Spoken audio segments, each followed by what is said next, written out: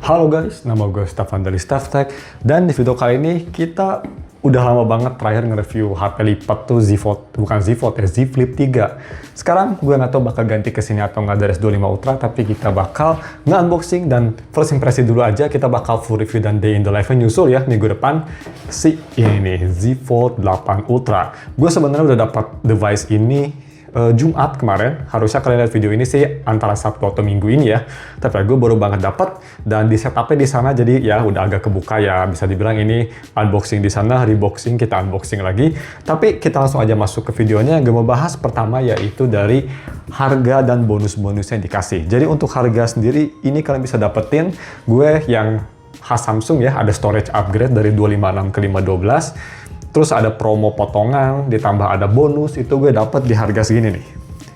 Total di 28, berapa nih? 2829 pas lah ya, atau pakai diskon dikit tuh 28,8 juta. Jadi ada potongan, jadi nggak 32 juta kayak di harganya Samsung emang seperti itu, tapi tetap ya 28 juta itu lumayan mahal naiknya dibanding sama Z Fold 7 kemarin.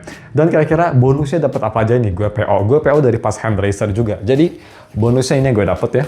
Yang pertama dikasih, nggak ada packingnya, coba dikasih kayak screen protector harga 150.000 yang kayak plastik gini. Ini kayaknya anti reflektif juga ya, I don't know. Terus dikasih casing yang pihak ketiga merek Hi-On. Gue baru dengar merek ini, nggak tahu bagus atau enggak. Kelihatannya sih ini dari Korea ya. Terus udah ada MagSafe juga, so udah seperti cool. Ada buat kayak ring gini. Ini gratis buat pre-order, dan buat hand racer dikasih ini juga casing bawaan Samsung yang harganya ini nih 900.000 barunya, tapi ini gue dapat gratis karena gue hand racer. Dan bisa kita lihat ini dikasih screen protector juga ya, kayaknya jadi dikasih dua screen protectornya, tapi gue udah pasang screen protector Spigen yang tempered glass di sini untuk layar depan.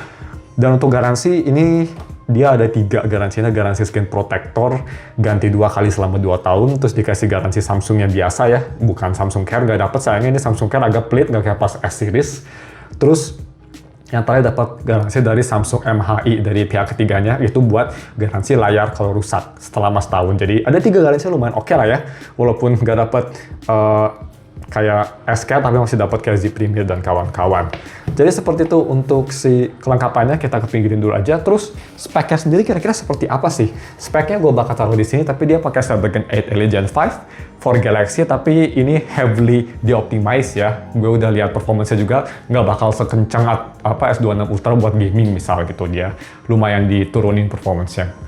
Untuk layar dia 6,5 inci untuk outer screen, LTPO dan inner screen 8 inci, LTPO juga. Udah IP48, ini masih salah satu HP foldable yang udah dust resistant ya, di 4, lumayan keren tuh. Masih ada beberapa brand yang belum kayak gitu. SIM dan eSIM, Bluetooth 6.0, Type-C 3.2, dan akhirnya selama bertahun-tahun akhirnya Samsung pakai silicon carbon di 5000 mAh baterai. Jadi ya, itu salah satu kelemahan besar dari Z Fold 7 menurut gue. Baterainya sekarang dia improve, semoga sih makin bagus. Ya artinya nanti S27 juga kayaknya bakal improve semua.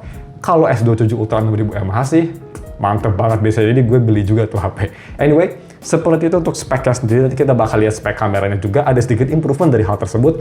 Sekarang kita langsung dibuka daripada yapping kebanyakan seperti biasa. Jadi untuk box sendiri ini ya, kalau misalnya mau dibandingin dikit sama box S25 Ultra gue, sebenarnya sih ya mirip-mirip ya Samsung ya. Ini tingginya aja mirip banget, dan seperti Samsung juga dia kelengkapannya bisa dibilang sangat-sangat pelit sekali. Jadi ya, di sini ada tulisannya 12512 untuk RAM 16GB, sama kayak di S26 hanya ada di 1 tera.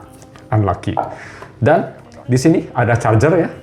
Gue nggak bakal liatin karena kalian udah tau lah, di sini ada charger, gue udah taruh juga. Bisa kita lihat ini gue udah dibuka, udah di setup, jadi dipasang ulang lagi. Kita lihat, nah ini dia untuk HP-nya, cuma gitu aja, simple.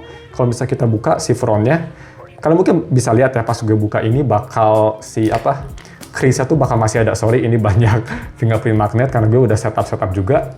Dan untuk layar depan, mungkin kelihatannya nggak bakal satisfying, tapi whatever, let's go. Ya, seperti itulah kelihatannya. Oke, cuma segitu aja, kita langsung tutup. Dan kita langsung fokusin ke S25 lagi, Z Fold 8 Ultra. Sorry ya kalau misalnya suara gue agak sedikit menggema, ini karena gue baru di repaint dan belum ada barang-barang masuk, jadi mungkin agak sedikit menggema. Tapi ya, ini dia untuk yang warna violet shadow. keren banget ya, gue suka. Dan bisa kita lihat gue udah pasang screen protector Spigen yang tempered glass, nice. Dan kita ngomongin aja cepat untuk kameranya di belakang nih. Ada sedikit improvement, main kamera masih sama ya di 200 megapiksel sama kayak di S26 dan S25, possibly S27 sama juga, we never know. Untuk 50 megapiksel sekarang di upgrade tuh, utamanya jadi 50 megapiksel bukan 12 lagi, jadi udah setara kayak S25 dan S26, mantap. Cuma emang sayangnya Achilles heel-nya masih di telefoto yang hanya 10 megapiksel. Gue sih jarang pakai, tapi ya it's nice kalau misalnya bisa dapat at least 50 megapiksel 5 kali, itu sih kayaknya bener-bener ultra ya. Semoga di 9 bisa gitulah. Untuk outer dan inner screen dia selfie kameranya sama-sama di 10 megapiksel dan bisa ngikut di 4K 60. Untuk kamera belakang mainnya bisa di 8K yang pastinya seperti biasa. Take a look at desainnya. Ini sih gue suka desain Z Fold 7 sih, yang gue suka pas dibukanya gini, ini kerasa banget. Tipisnya gila banget ya, kita sambil nyalain aja. Dan kalau misalnya kita ke kanan, di sini ada volume button dan juga power button. Dan sekarang dia nge-improve biar bukanya lebih gampang. Waktu itu kan banyak yang ngeluh Z Fold 7 tuh ngebukanya susah. Sekarang ini gampang loh ngebukanya, kayak easy open. Itu sampai diiklanin kalau nggak salah sama Samsung deh, kayak Z Fold 8 Ultra now easy open. Jadi lumayan lucu ya, tapi seperti itu.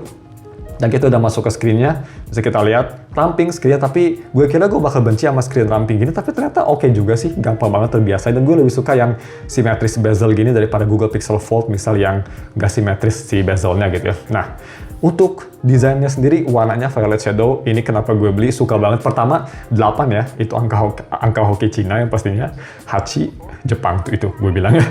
Dan untuk warna violet shadow ini ngingetin gue banget sama apa coba guys? Ada yang inget nggak?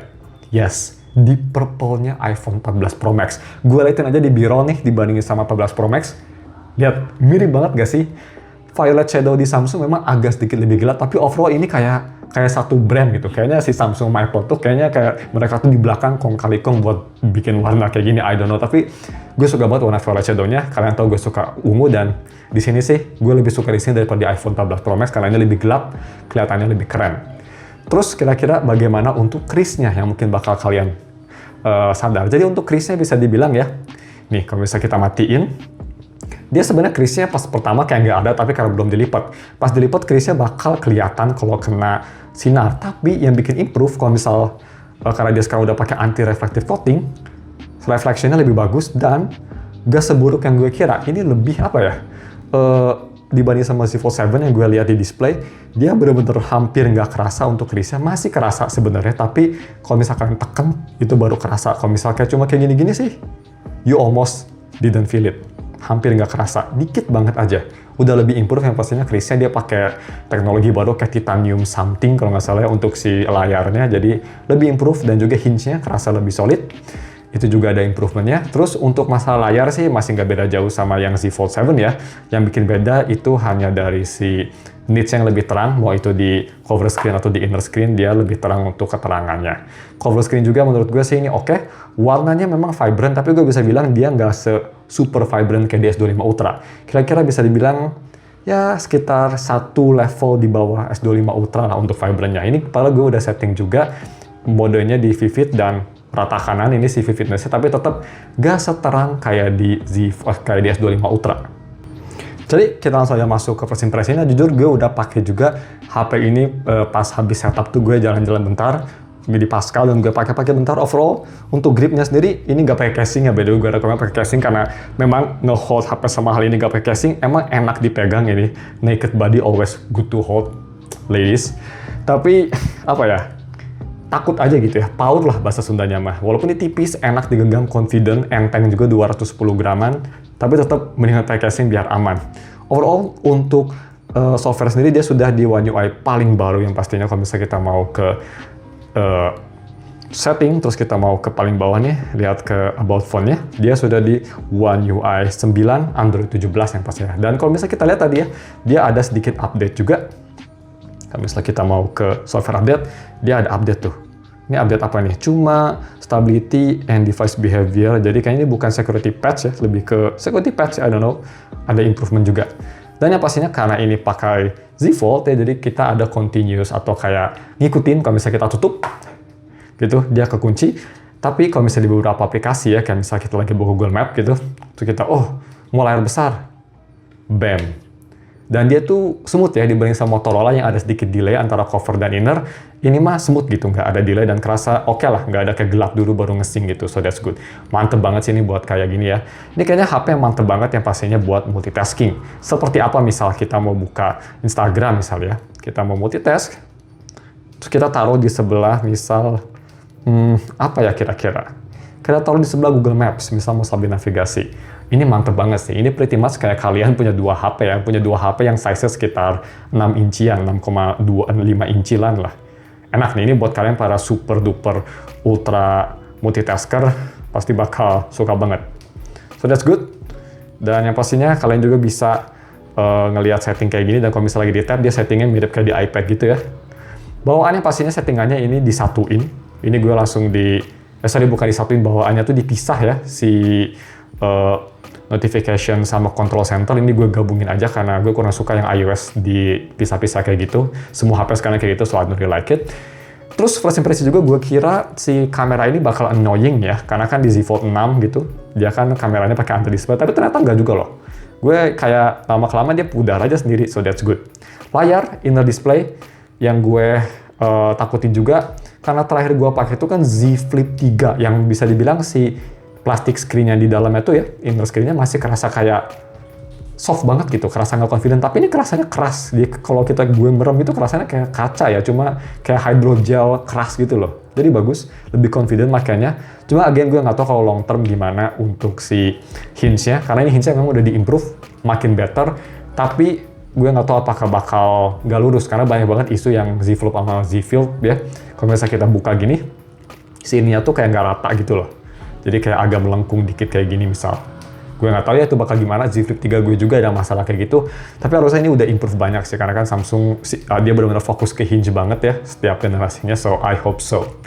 Anyway, seperti itu sih overall untuk UI-nya gitu ya. Ini Samsung One UI yang gue suka. Gue udah install Good Lock juga, jadi untuk volume bisa diatur kayak gini. Salah satu yang fucking brand Cina belum ada ya, yang bisa diatur native langsung dari aplikasinya, gak usah install aplikasi ketiga. Dan untuk speaker, oh iya, tapi gue lupa bilang speaker. Haptic ini cukup oke ya. Gak bakal se-strong kayak S-Series, S25 Ultra, tapi udah oke banget. Dan untuk speaker ini surprisingly bagus. Gue kira speaker bakal jauh banget bedanya, tapi ternyata enggak loh. Kita dengerin videonya si ini deh, si Sambuca ya. Pas banget nih, lagi gue tadi habis nonton. Ya nggak bakal sekeras S25 Ultra, tapi not bad. Look at that. Not bad. What if I give a little shake? Not bad loh. Dengan Dolby Atmos nyala, not bad. Bass-nya kerasa walaupun nggak sedetail clarity-nya dibanding sama S25 Ultra, tapi untuk foldable, it's okay lah. It's good. It's pretty good bisa dibilang. Masih lebih bagus daripada Find X9 Ultra dan X300 Ultra BBK Group. So, seperti itu. Dan kita langsung aja masuk ke kamera quality-nya gimana kira-kira. Jadi kita langsung tes foto-foto ya. Sebenarnya gue udah foto beberapa nih, bisa kita lihat ya. Kalian bisa liatin fotonya itu gue bandingin dikit sama S25 Ultra, dan ada foto yang sendiri juga ngefoto itu tuh mobil baru dari Changan Duvo, apalah lupa namanya. Overall sih dia sama kameranya, jadi harusnya mirip-mirip, harusnya lebih bagus dikit Z Fold 8 Ultra ya untuk main kamera sama ultra wide, karena kan you know mereka punya chipset yang lebih baru, Z Fold 8 Ultra, jadi processing harusnya lebih bagus. Tapi kita langsung foto kalau di sini gimana. Jadi di kameranya juga unik ya, kalau misalkan belum pernah pakai foldable, ini bisa ini nih nyalain ini, jadi di cover screen-nya juga dia bakal nge-mirror. Jadi kalau misal kalian mau grup foto ya, jadi bisa ngeliatin gitu kayak itu udah bener belum fotonya, angle-nya gitu bisa diatur sama yang mau di-taken fotonya, so that's good. Yang pasti bisa buat selfie juga ya, kayak gitu, berguna banget. Tapi kita langsung aja lihat untuk settingannya, ini ada 24 megapiksel, ini sesuatu yang missing di S25 Ultra. Kalau misalnya kita ke settingnya, gue udah install kamera assistant juga, dia cukup komplit, bisa dibilang. Ada quick tap shutter, auto HDR, bisa nyalain mati. Kalau gue biasanya kurang suka pakai HDR, jadi gue biasanya dimatiin aja untuk auto HDR. Dan ya banyak sih, tapi auto HDR sebenarnya sekarang udah lebih oke, jadi kita nyalain aja deh. Ada upscale digital zoom, ini defaultnya mati, tapi gue nyalain aja biar lebih bagus zoomnya, karena ini kan agak lemah. Untuk baterai gue belum bisa tes karena baru beberapa jam, beberapa menit malah ya. Jadi itu harus tunggu dulu waktu biar HP juga processing. So ya, kita coba foto aja ini nih ke F1 card. 1, 2, 3 pakai main kamera. Gue zoom 2 kali ya biar lebih bagus framingnya. Ini ultra wide yang harusnya lebih oke dibandingin dulu. Dan kalau bisa mau zoom 3 kali bisa pakai lensa 10 megapiksel. Kalau lighting nggak bagus sih, not bad. Selfie, ini pakai inner screen kayak gini ya. Nah gitu. Dan kalau misalnya kita tutup, kita bisa selfie pakai yang kamera si ininya, depannya. Well, kamera dalam sama depan sebenarnya sama aja ya untuk video quality-nya. So, untuk video recording, yang pastinya kalau misalnya gue mau ganti ke HP ini bakal pakai buat video recording. Dan jujur ya, pas gue tadi buka kamera gitu, HP-nya memang agak panas, agak anget-anget panas. Memang karena dia kan nggak ada vapor chamber kayak di Ultra ya, S25 Ultra, S26. Dia pakai grafin. Dan untuk temperatur dia bisa sampai 340 lah tadi. Not bad lah gitu. Gue lihat juga Samsung bener-bener kayak di cap part 2, part 3 gitu main game Celsius, habis itu bakal di underclock parah biar nge-save HP-nya sih yang pastinya. Oke, ini nge-record di 4K 60, let's go. Nah ini dia video recording pakai 4K 60 yang pasti bakal mirip banget ya, karena to be fair kameranya juga sama, ini pakai auto mode juga sama kayak si S25 Ultra. Nah ini pakai ultra wide, kalian bisa deket banget. Samsung yang pastinya video masih nomor 1 kayaknya ya untuk Android. Nah ini setup gue yang baru, lebih clean, gak bakal ada yang bilang wibu di bawah Goa lagi. Ultra wide-nya, noise-nya lebih bagus dibanding yang Z Fold 7 yang pastinya. Kalian bisa zoom again 3 kali. Ya kalau zoom 3 kali sih masih oke ya kalau misalnya ruangannya lumayan lit kayak gini. Kita balik lagi ke S25 Ultra. Seperti itu untuk videonya. Jadi gimana menurut kalian? Menurut gue sih Z Fold 8 Ultra bisa dibilang nama Ultranya agak sedikit over exaggerate ya. Mungkin Pro masih oke lah, Z Fold 8 Pro, tapi Ultra kalau misal kameranya ini 50 megapiksel telefoto gitu, terus baterainya mungkin gedein dikit 5200 mAh gitu, chargernya kencengin dikit, sekarang udah kenceng sih, charger 45 ya, udah lebih kenceng, tapi kencengin dikit ke 60, mungkin bisa dibilang Ultra, tapi menurut gue sih ini lebih ke arah Z Fold 8 Pro. So, sorry again, ini HP yang gue suka, jadi bisa kelihatan gue ya pingin lama banget, tapi cuma segini aja kita tutup. Untuk gaming test yang pasti ini bakal ada ya seperti biasa di hari biasa minggu ini, stay tune aja, kita bakal tes nih, udah ada gamenya. Part game ini, gue bakal bisa ngeprediksi. Kayaknya part game ini yang paling oke untuk main lama NTE, dan kayaknya mereka bertiga oke di awal, habis itu bakal ada frame drop yang lumayan parah. Karena ini nge-underclock atau nge-throttle di Z Fold tuh lumayan parah buat ngejaga ketahanan HP-nya.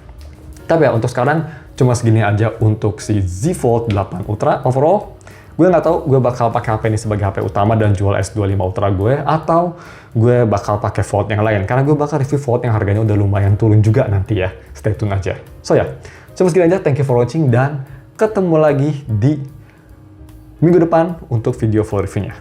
Goodbye.